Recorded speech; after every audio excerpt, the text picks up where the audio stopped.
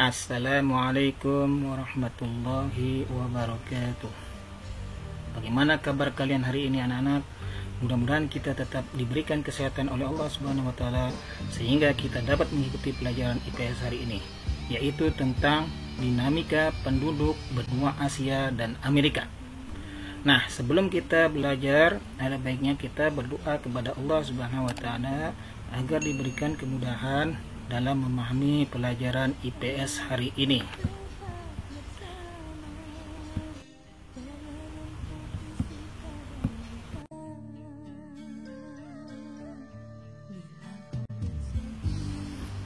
Adapun tujuan pembelajaran hari ini adalah menjelaskan dinamika penduduk Asia dan Amerika. Materi pembelajaran hari ini yaitu satu, pengertian dinamika dan jumlah penduduk Asia dan Amerika. Yang kedua adalah komposisi penduduk Asia dan Amerika. Yang ketiga adalah kualitas penduduk Asia dan Amerika. Yang keempat, komposisi penduduk berdasarkan ras. Yang kelima adalah sebaran agama dan bahasa.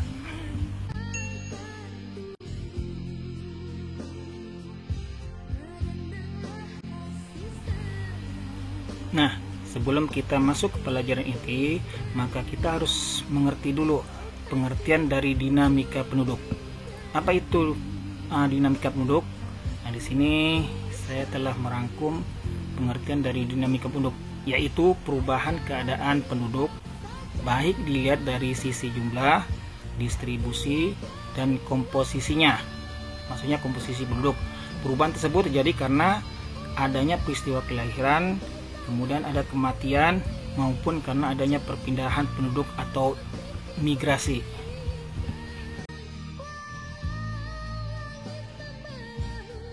Nah, di sini ada diagram batang yang memperlihatkan pertumbuhan penduduk dari tahun 8000 sebelum Masehi sampai tahun 2050. Nah, di sini lihat 8000 sebelum Masehi 100 juta penduduk, kemudian 1800 Masehi 1 miliar, 1930 itu 2 miliar, tahun 1960 3 miliar, kemudian 1975 itu ada penduduknya 4 miliar, kemudian tahun 1987 itu penduduk bumi mencapai 5 miliar, kemudian tahun 2000 Masehi penduduk bumi mencapai 6 miliar, kemudian pada saat sekarang ini tahun 2020 Masehi mencapai 8 miliar, dan diprediksikan tahun 2050 penduduk bumi mencapai 10 miliar. Nah, ini gambaran untuk mempermudah pemahaman kita pertumbuhan penduduk dari waktu ke waktu. Nah, lanjut.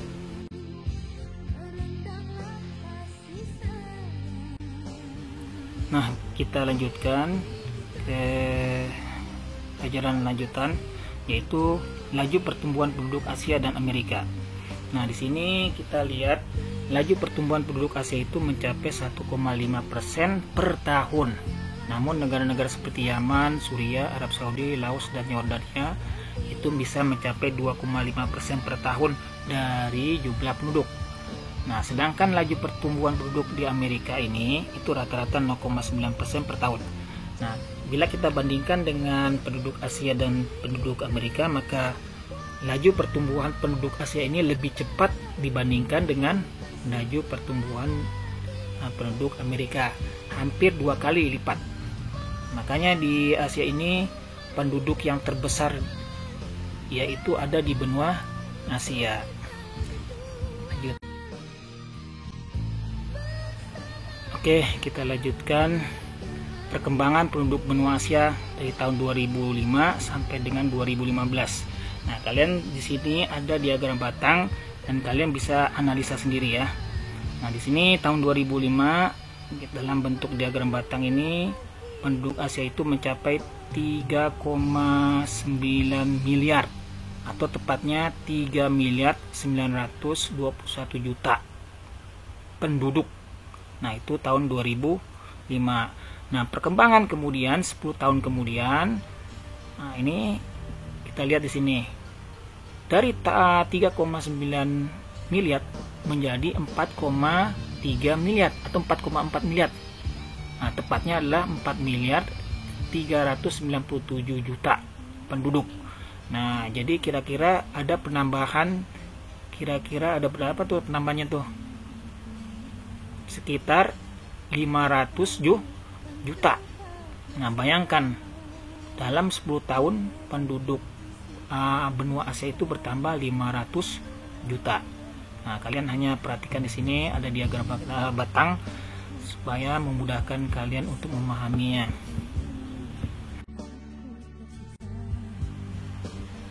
Nah, kita selanjutnya perkembangan penduduk benua Amerika.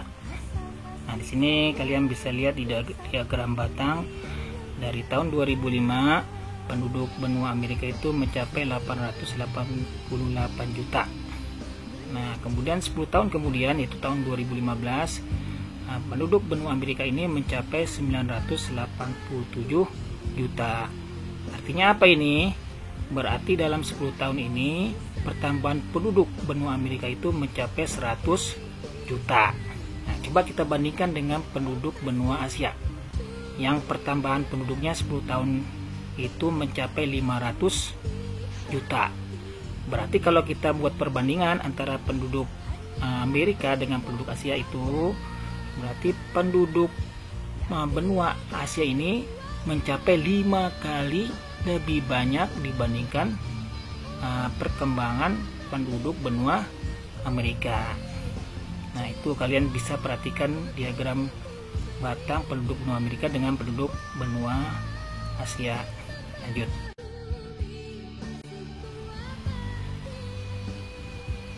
Nah, di sini ada perbandingan antara penduduk Asia dengan penduduk benua Amerika.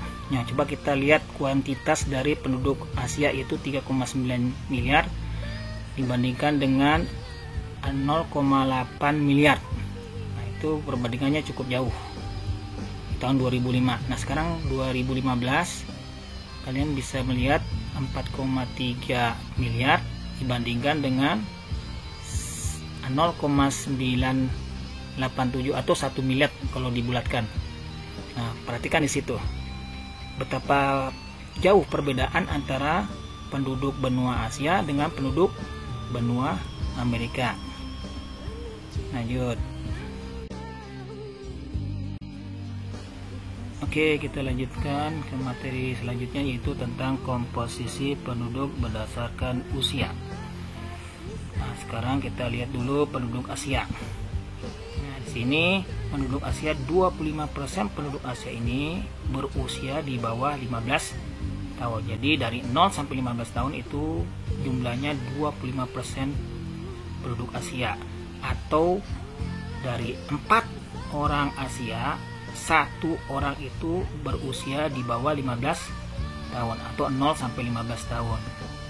Kemudian 8% penduduk Asia berusia 65 tahun ke atas. Jadi seluruh penduduk Asia itu 8%-nya itu adalah berusia di atas 65 tahun.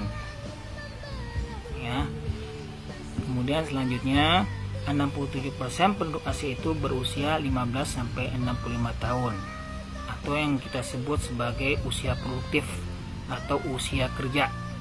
Nah, berarti kalau kita melihat persentase tersebut, berarti 2 orang penduduk Asia itu menanggung 1 orang. Artinya 2 orang penduduk Asia menanggung 1 orang atau beban 1 orang. Jadi kalau 2 orang bekerja, yang tidak bekerja itu hanya satu orang. Itu perbandingannya. Nah, sekarang kita masuk ke penduduk Amerika. Bagaimana komposisi penduduk Amerika? Ini hampir sama dengan penduduk Asia, cuma di sini hanya beda tipis. Yaitu pertama, 24% penduduk Amerika itu berusia di antara 0 sampai 15 tahun. Kemudian 10% penduduk Amerika itu berusia di atas 65 tahun. Kemudian yang sisanya itu 66% penduduk Amerika Serikat berusia 15 sampai 65 tahun. Artinya kalau kita bandingkan dengan penduduk Asia dengan penduduk Amerika, komposisinya ini menurut berdasarkan usia ini hampir sama. Artinya 2 orang usia kerja dan 1 orang usia sekolah atau tidak bekerja.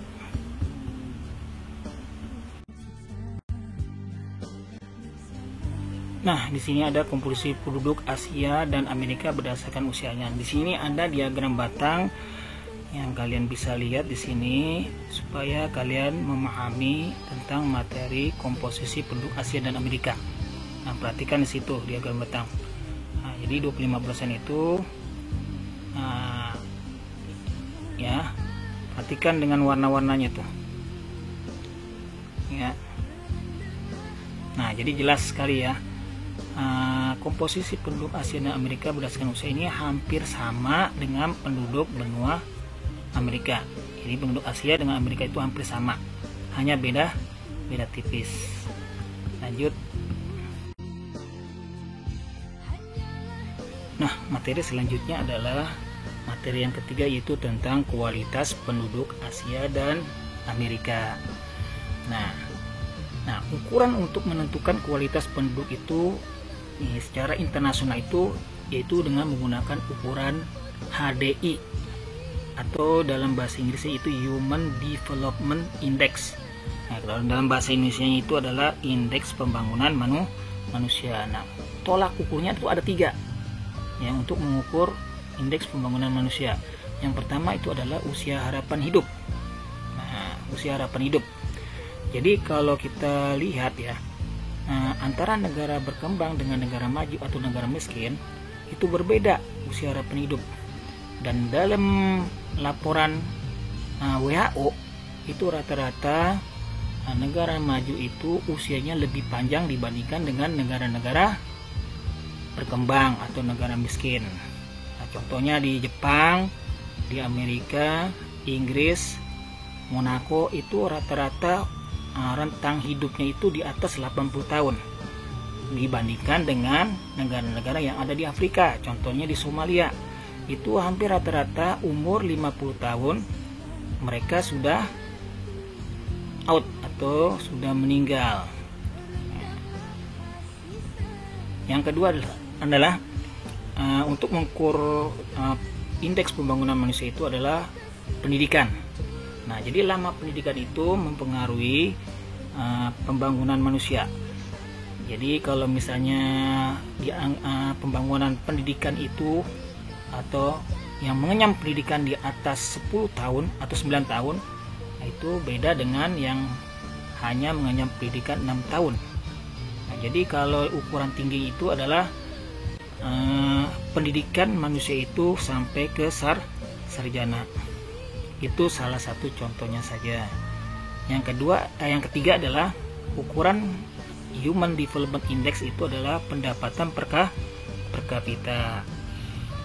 Nah, negara maju itu pendapatan per kapita itu menurut UNDP atau Bank Dunia, kategori negara maju itu adalah rata-rata penghasilannya itu sekitar 10 juta per bulan, 10 juta rupiah per bulan. Itu menurut data World Bank. Nah, antara 1.000 dolar sampai dengan 10.000 dolar itu dianggap negara berkembang, sedangkan negara miskin itu di bawah 1.000 dolar per tahun. Nah, jadi saya ulangi lagi, pendapatan per kapita ini ukuran tinggi atau rendahnya itu diukur menurut World Bank itu adalah dianggap tinggi itu atau negara maju yaitu 10.000 dolar per tahun, sedangkan negara berkembang itu antara 1.000 sampai dengan 10.000 dolar per tahun, dan negara miskin itu adalah pendapatan per kapitanya itu yaitu di bawah 1.000 dolar per tahun. Cukup.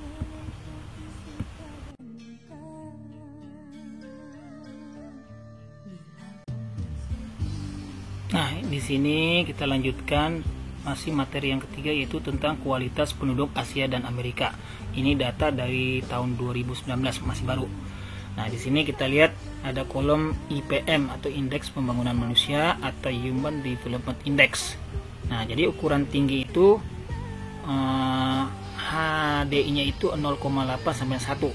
Nah, di benua Asia ini yang kategori sangat tinggi itu pembangunan manusia itu kita bisa lihat di situ. Jepang, Korea Selatan, Hong Kong, Singapura, Brunei, Arab Saudi, WIFA atau Uni Emirat Arab, Israel dan Kuwait. Sedangkan di benua Amerika itu hanya 4, yaitu Amerika Serikat, Kanada, Argentina dan Uruguay. Nah, kategori tinggi, jadi beda ya, sangat tinggi, ada kategori tinggi, itu antara 0,7 sampai dengan 0,8. Nah, ini negara-negara di Asia ini yang kategorinya tinggi ini, itu ya Malaysia, Iran, Sri Lanka, Thailand, RRC, Lebanon, Yordania, Filipina dan Indonesia. Nah, Indonesia posisinya di mana nih? Indonesia posisinya adalah IPM-nya atau HDI-nya tinggi, yaitu sekitar 0,707. Nah, ini di benua Amerika yang kategori tinggi adalah Panama, Costa Rica, Kuba, Meksiko, Brazil, Kolombia, Peru, Ekuador, Jamaika, Venezuela, Paraguay, Suriname, Bolivia. Nah, ini kita bisa lihat di sini bahwa indeks pembangunan manusia di Indonesia adalah termasuk tinggi, itu 0,7 HDI-nya. Nah, sedangkan yang di bawahnya itu yaitu kategori sedang, ini kita bisa lihat yaitu misalnya Vietnam. Nah, itu masih kategori sedang, Vietnam, Palestina. Kita tahu Palestina itu kan bergejolak. Irak. Nah, Irak itu kan habis luluh lantak oleh ISIS. India, wah itu ada konflik. Timur Leste, Bangladesh selalu kena banjir. Myanmar, konflik militer, atau Kamboja, Pakistan. Sedangkan di benua Amerika yang kategori sedang itu El Salvador, Guatemala, Honduras. Nah, yang kategori rendah ini itu indeks pembangunan yang rendah, sangat rendah, ukuran PBB, yaitu Suriah, Afghanistan, Malawi dan Yaman. Jadi Suriah itu jelas di situ sedang terjadi perang, ya. Afghanistan juga begitu. Itu masalah internal, mungkin itu masalahnya. Kemudian yang di benua Amerika yaitu Haiti. Nah, itu yang kalian bisa lihat di tabel ini supaya kalian paham negara-negara yang dikategorikan tinggi, negara Human Development Index, dan tinggi, sedang dan rendah. Itu saja, lanjut.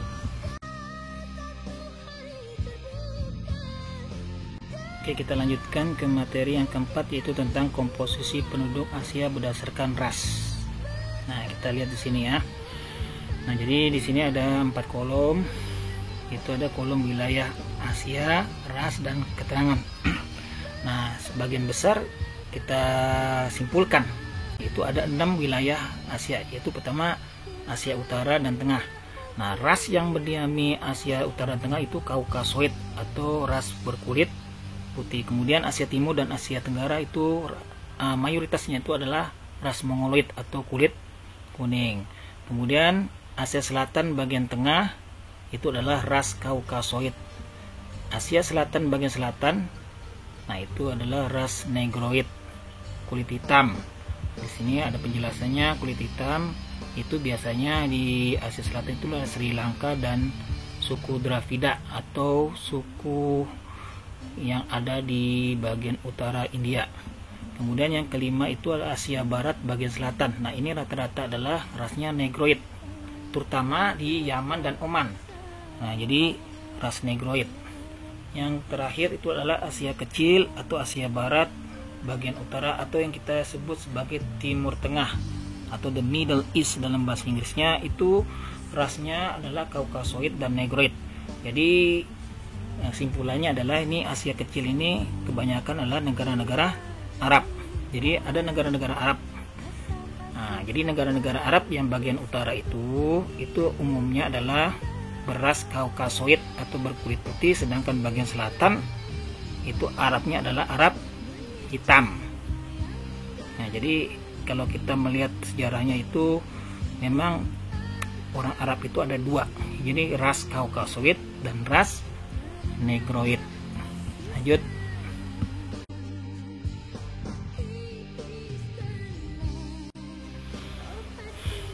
kita lanjutkan penduduk Amerika berdasarkan ras. Tadi sebelumnya kita telah mengetahui penduduk Asia berdasarkan ras. Nah, sekarang kita penduduk Amerika berdasarkan ras. Nah, hampir semua wilayah di Amerika itu, baik Amerika Utara maupun Amerika Tengah maupun Amerika Selatan, itu rasnya adalah ras Kaukasoid.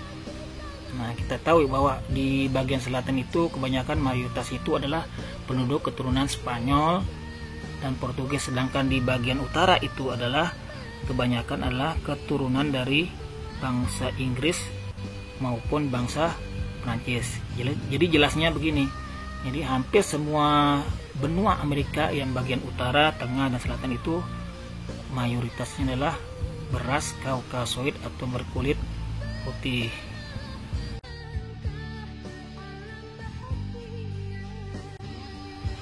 Oke, kita lanjutkan ke materi yang terakhir, yaitu tentang persebaran agama dan bahasa penduduk Asia dan Amerika.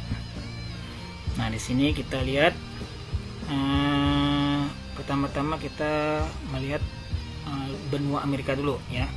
Pertama, kita bagi wilayah Amerika itu menjadi 3 bagian, yaitu Amerika Utara, Amerika Selatan, dan Amerika Tengah dan Karibia. Nah, Amerika Utara agama mayoritasnya itu adalah Protestan dan Katolik. Nah, bahasa yang dipakai atau bahasa yang umum yang dipakai itu adalah bahasa Inggris. Nah, sekarang bagian Amerika bagian selatan itu mayoritasnya adalah Katolik. Dan bahasa yang sering dipakai di Amerika Selatan itu adalah bahasa Spanyol, kecuali Brazil itu bahasanya Portugis. Kemudian Suriname itu bahasanya Belanda. Nah, yang terakhir itu adalah Amerika Tengah dan Karibia.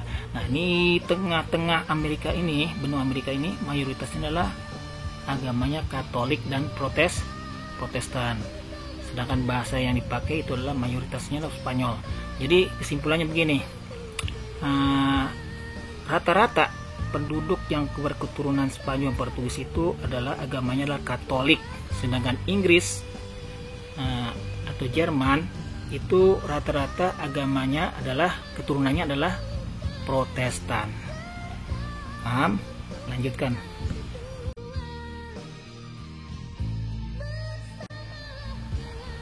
Nah, sekarang kita persebaran agama dan bahasa penduduk Asia. Jadi tadi tentang persebaran agama dan bahasa penduduk Amerika, sekarang persebaran agama dan bahasa penduduk Asia. Nah, kita ketahui bahwa wilayah Asia itu dibagi menjadi 6 wilayah. Jadi saya tidak masukkan wilayah utaranya. Nah, jadi kita sebutkan pertama Asia Barat. Asia Barat itu mayoritasnya itu negara-negara Arab. Berarti agamanya itu adalah mayoritasnya Islam. Bahasa yang digunakan ya jelas bahasa Arab. Karena apa? Asia Barat itu rata-rata negaranya adalah negara Arab. Yang kedua, Asia Selatan. Nah, Asia Selatan ini itu negara India, Pakistan, Sri Lanka. Nah, mayoritas agama yang dianut oleh wilayah atau penduduk wilayah Asia Selatan itu adalah Hindu. Ingat, kalau kita lihat atau kita mendengar India, pasti bayangannya lah agama Hindu. Nah, bahasanya apa? Bahasanya adalah bahasa Hindi dan Bengali. Jadi bahasa yang mayoritas dipakai di Asia Selatan itu adalah bahasa Hindi atau Bengali. Nah, yang ketiga wilayah Asia itu Asia Tenggara, termasuk negara ASEAN ini mayoritasnya adalah Islam dan Buddha. Nah, waktu kelas 8 kita ketahui bahwa yang beragama Islam itu yaitu negaranya adalah negara Indonesia, Malaysia, dan Brunei. Dan negara-negara Indochina seperti Kamboja, Vietnam, Laos, Myanmar, Thailand itu mayoritasnya adalah agama Buddha. Ya. Nah, bahasa mayoritas yang dipakai itu pertama adalah Melayu, kemudian Thai itu di Thailand, Lao itu di Laos, serta Vietnam. Yang keempat Asia Timur. Nah, Asia Timur itu kita bayangkan yaitu negara RRC, Cina, Jepang, dan Korea. Nah, apa agama mayoritas penduduk Asia Timur ini? Kalau menurut datanya itu adalah mayoritas Buddha. Nah, Buddha itu barat Cina itu sebagian besar adalah Buddha, sedangkan bagian timur Cina itu adalah Konfusius. Nah, jadi agama Konfusius itu ada di timur Cina, sedangkan agama Buddha itu adalah di barat Cina. Dan agama Shinto ini kebanyakan di negara Jepang. Nah, bahasa yang dipakai adalah mayoritasnya adalah Mandarin. Nah, Mandarin itu jelas di negara RRC, Jepang dan Korea. Dan terakhir Asia Tengah. Asia Tengah itu yang kita ketahui itu negaranya misalnya Kazakhstan, Kyrgyzstan, Uzbekistan yang ada tan itu. Nah, itu umumnya adalah pecahan dari negara Rusia yang sekarang. Nah, bahasa yang dipakai itu adalah bahasa Rusia, ada juga bahasa Turki, ada juga bahasa Uzbekistan. Jadi sebenarnya ada 4 bahasa, termasuk juga bahasa Iran. Makanya di Asia Tengah itu bermacam, ada 4 bahasa sebenarnya tuh, dan agamanya adalah Islam. Lanjut. Oke, demikianlah 5 materi yang telah Bapak sampaikan tentang dinamika penduduk Asia dan Amerika. Mudah-mudahan ini dapat dipahami dan diambil manfaatnya. Lebih kurangnya saya mohon maaf. Akhirul kalam. Assalamualaikum warahmatullahi wabarakatuh.